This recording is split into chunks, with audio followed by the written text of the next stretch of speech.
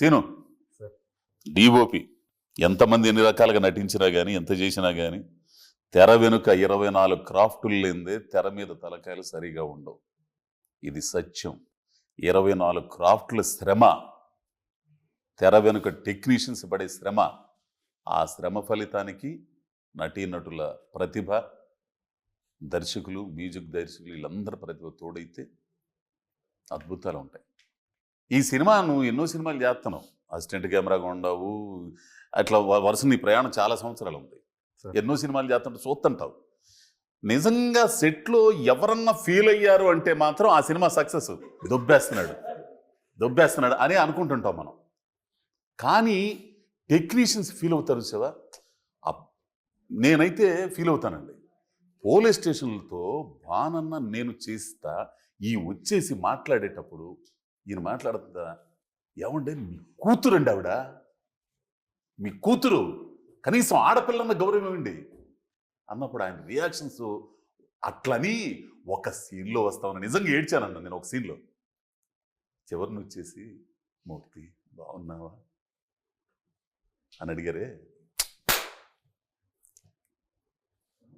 ఇన్ని తీస్తున్నప్పుడు నువ్వేం ఫీల్ అయ్యావు చెప్పు, నిజం చెప్పు. ఇదేదో ఇంటర్వ్యూ కాదు, నిజం చెప్పు. ఎందుకంటే ఒక ప్రత్యేకమైన సినిమా ఇది. సార్ ఫస్ట్ ఈ ప్రాజెక్టు చంద్ గారు చెప్పారు, ఎగ్జిక్యూటివ్. మా వెంకటరమణ అని మా గురుగారు ఫోన్ చేశారు, ఈ స్క్రిప్ట్ విన్నాను, ఇదే మీరైతే బాగా చేస్తారని నాకు చంద్ గారి నెంబర్ ఇచ్చారు, మాట్లాడాం. సో అప్పుడు స్క్రిప్ట్ పంపేయండి అని చెప్పాను, చదివిన తర్వాత ఎవరు దీంట్లో యాక్ట్ చేస్తున్నారంటే అజయ్ ఘోష్ గారు, లమన్ గారు అన్నారు. ఇంకప్పుడు వీళ్ళు ఇంకా అవ్వలేదు. సో ఫస్ట్ చదివిన తర్వాత సార్ డైలాగ్స్ స్క్రిప్ట్ చదివిన తర్వాత డైరెక్టర్ గారిని ఒక్కటే మాట, సార్ మీరు యుఎస్ అంటున్నారు, producer, director, first movie, sir ఒక క్వశ్చన్ అడుగుతా ఏమనుకోరు కదా సార్ అన్నాడు. ఏంటండి, సార్ ఈ డైలాగ్స్ మీరేనా రాసిందని అడిగా. డౌట్ వచ్చి క్యాజువల్గా అడిగా. అప్పుడు సార్ నేనా అని చెప్పారు. చెప్పిన తర్వాత నెక్స్ట్ ఒక సీన్ కూడా నా ముందే రాశారు, అంటే తను చూపించుకోవడానికి కాదు కానీ డైలాగ్స్కి ఫస్ట్ ఈ స్టోరీ విన్న తర్వాత దీన్ని విజువల్గా ఎంత బాగా, అంటే ఏదో చూపించాలి, ఏదో చేయాలని కాకుండా ఈ స్టోరీకి ఏం కావాలి, వాళ్ళు క్యారెక్టర్ ఏం చెప్తున్నారు, ఏం చేస్తున్నారు, దాన్ని ఎక్కడ మిస్ చేయకుండా డైరెక్టర్ గారితో పాటు చాలా కష్టపడి ఇప్పుడు ఇలా తీసుకొచ్చాను. నాకైతే ఫుల్ హ్యాపీ సార్, ఎందుకంటే ఒక మంచి సినిమా చేశాను, అది కూడా స్టార్టింగ్ స్టేజ్లో. అదైతే నేను కూడా ఒక మాట యాడ్ చేస్తాను సార్. శ్రీనివాస్ గారు ఈ సినిమాకి యాడ్ అవటం చాలా అంటే నా అదృష్టం సార్ పర్సనల్గా. ఎందుకంటే అంటే డిఓపికి ఉన్న క్వాలిటీస్ రెండు ఉంటాయి సార్, ఒకటి స్పీడు, ఒకటి రెండు క్వాలిటీ. ఈ రెండు ఉండి డిఓపీలు చాలా అరుదుగా ఉంటారు. ఆ రెండు ఉన్న డిఓపి సార్ ఆయన శ్రీనివాస్ గారు. ఏది ఒకటి స్పీడు, ఒకటి క్వాలిటీ. స్పీడ్లో క్వాలిటీ మిస్ అవ్వకూడదు, క్వాలిటీ వచ్చినప్పుడు అది స్లోగా అవుతుంది, క్వాలిటీ కోసం స్లోగా చేసే వాళ్ళు ఉంటారు. ఈ రెండు చేస్తాడు ఆయన కలిసి. అక్కడే తేడా వచ్చేది. సర్ది పెట్టి లేట్ చేసి రోజంతా గడిచిపోతే అవతల ప్రొడ్యూసర్ అయిపోవాలా, డేస్ పెరుగుతాయి. అంటే స్పీడ్లోనే సార్ మీరు అడిగారు కదా క్యారెక్టర్లు ఎంజాయ్ చేసి ఉంటారు ఫస్ట్, దాంట్లో మాత్రమే ఫస్ట్ నేనే ఎంజాయ్ చేశాను సార్. ఎందుకంటే నా వల్ల ఒకటి 2 టేకులు ఎక్కువయ్యాయి. మీరు చేసే కామెడీ కావచ్చు, ఎమోషన్ కావచ్చు, షోల్డర్ మీద కెమెరా పెట్టుకొని షేక్ అవ్వడం, నవ్వడం వల్ల షేక్ అయ్యి 2-3 టేక్స్ అయ్యాయి. అది కూడా మేము తర్వాత బయటకు వెళ్ళి మాట్లాడుకుని ఏమైందంటే, సార్ నేను ఎమోషన్ మీరు చేసే సీన్లు అవ్వచ్చు, కామెడీ అవ్వచ్చు, ఎమోషన్స్ అవ్వచ్చు, ముందు నేను చెప్పేవాడిని, ఎమోషన్ ఫీల్ అయ్యేవాడిని ఎమోషన్ టైంలో. కామెడీ ఎప్పుడైతే నవ్వేవాడిని. ప్లేట్లో షార్ట్ ఉంది కదా సార్, డీజేగా ప్రాక్టీస్ చేసి అదైతే బాగా వచ్చింది టేక్, కానీ నేనే ఏంటంటే షేక్ అయ్యి ముందే నేనే నవ్వేసా.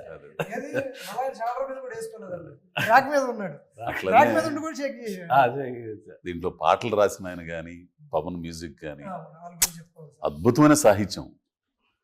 నా చిన్ని లోకంలో మహేష్ పోలోజు సార్, లిరిసిస్ట్. నేనే నా రాజు మంత్రి, అంత మంచి లిరిక్ కూడా చాలా బాగుంది. అయితే ఈ సినిమాలో అన్ని క్యారెక్టర్లు ఆ క్యారెక్టర్తో తదాత్మత చెందారు, లింక్ అయిపోయారు అసలు. అంటే వాళ్ళ నిజ జీవితాలకు సంబంధించి కానీ ఇవన్నీ ఇదైపోయాను. ఓ మంచి సినిమా అయింది. ఒక విషయం అయితే, ఈ మ్యూజిక్ షాప్ మూర్తి అనే క్యారెక్టర్ అజయ్ ఘోష్ గారు అయితే సగం నా జీవితమే ఉంటుంది ఇందులో. సో సార్ మేము అందరూ అడిగారు కదా, మీరు చెప్పాలి సార్ సినిమా గురించి. అంటే నేను అనుభవించేసానబ్బా, పడి పడి పడి పడి పడి పడి అవమానాలు పడ్డాను, మాటలు పడ్డాను, ఎగతాళి చేయబడ్డాను. అయినా కానీ నాకు నా మీద నమ్మకం.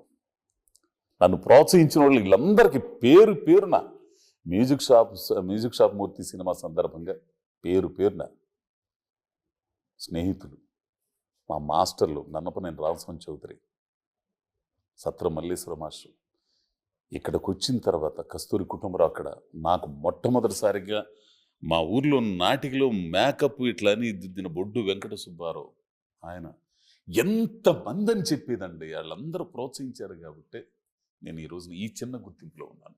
అదే చెప్పేది, ఎవరిలో ఏ టాలెంట్ ఉంటుందో ఆ టాలెంట్ని గుర్తించి ప్రోత్సహిస్తే అద్భుతాలు సృష్టించబడతాయి. ప్రయత్నం మానద్దు. తద్వారా మీ బ్రతుకులు మారతాయి, మీ ఫ్యామిలీ బ్రతుకులు మారతాయి, తద్వారా సమాజ వృద్ధి కూడా జరిగిద్ది. అనుకూల పరిస్థితుల్లో సాధించడం గొప్ప కాదు, అనుక్షణం ఎదురయ్యే పరిస్థితుల్ని, ప్రతికూల పరిస్థితుల్ని ఎదిరించడి లక్ష్యాన్ని సాధించడం గొప్పతనం. ఈ సినిమాలో నేను నటించినందుకు నాకు చాలా ఆనందంగా ఉంది. ఈ సందర్భంగా మిమ్మల్ని అందరినీ ఇంటర్వ్యూ చేయటం నా అదృష్టంగా భావిస్తున్నాను అన్న. థ్యాంక్ యూ అన్న, థ్యాంక్ యూ. మర్చిపోయాను, జూన్ 14వ తారీఖు సినిమా థియేటర్లో వస్తుంది స్వామి.